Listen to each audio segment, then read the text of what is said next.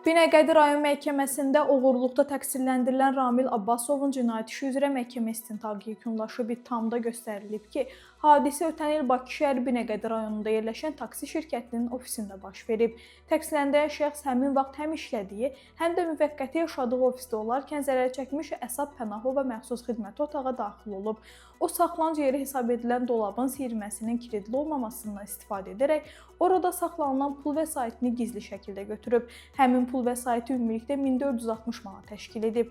Məhkəmə baxışı zamanı dindirilən Ramil Abbasov özünü təqsirli bilib və ifadəsində törətdiyi əməli etiraf edib. O, dindirilərkən göstərib ki, həmin dövrdə onlayn kazino oyunlarına aludə olub və böyük məbləğdə pul uduzub. Məhz bu səbəbdən ofisdə saxlanılan pul vəsaitini götürərək qumar oyunlarında istifadə edib. Fikirləşib ki, oyunda udar və həm əvvəlki zərəri aradan qaldırar, həm də götürdüyü pulları geri qaytarar. Amma uduzduğu vəsaiti geri qazana bilməyib. Məhkəmənin hökmü ilə ona 1 il, 11 ay, 26 gün müddətə azadlığın məhdudlaşdırılması cəzası təyin edilib. Qeyd edək ki, ad və soyadlar şərti verilib.